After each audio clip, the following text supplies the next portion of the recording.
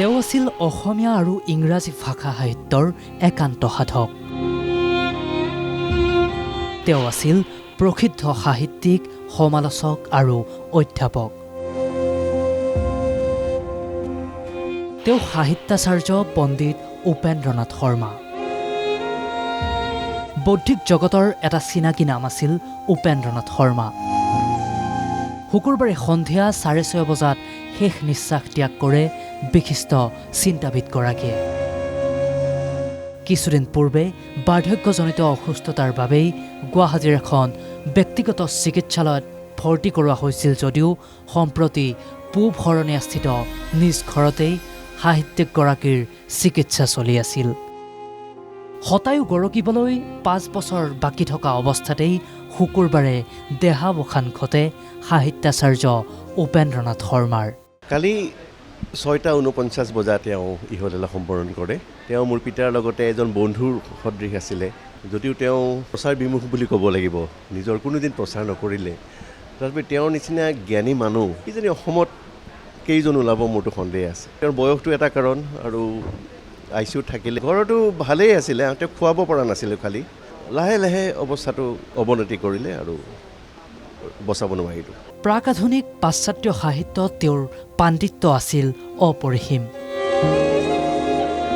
সাহিত্যিকজনৰ প্ৰয়াণৰ লগে লগে অসমবাসী বঞ্চিত হ'ল এটা প্ৰজন্মৰ বটবৃক্ষৰ আন এক ছাৰ পৰা। 1929 চনত নলবাৰীৰ অময়াপুৰত জন্মগ্ৰহণ কৰা উপেন্দ্ৰনাথ শৰ্মা আছিল কটন কলেজৰ ইংৰাজী বিভাগৰ অৱসৰপ্ৰাপ্ত মুৰব্বী অধ্যাপক। তাৰোপৰি পূৰ্বে ডিব্ৰুগড় কানৈ কলেজতো কৰিছিল শিক্ষকতা।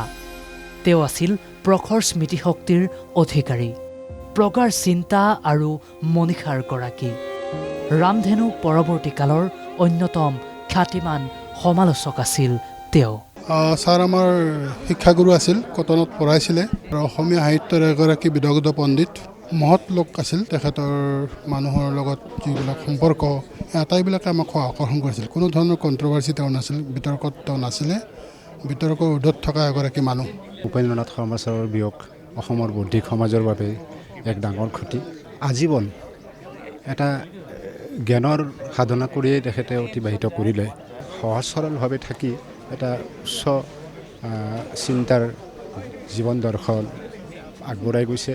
শনিবাৰে পুৱাতেই গুণমুগ্ধ আৰু আত্মীয় স্বজনেৰে ভৰি পৰে শৰ্মাৰ বাসভৱন। বাসভৱনত শ্ৰদ্ধাঞ্জলি জ্ঞাপনৰ পিছতেই নৱগ্ৰহ শ্মশানলৈ লৈ যোৱা হয় সাহিত্যাচাৰ্যগৰাকীৰ নশ্বৰ শৰীৰ।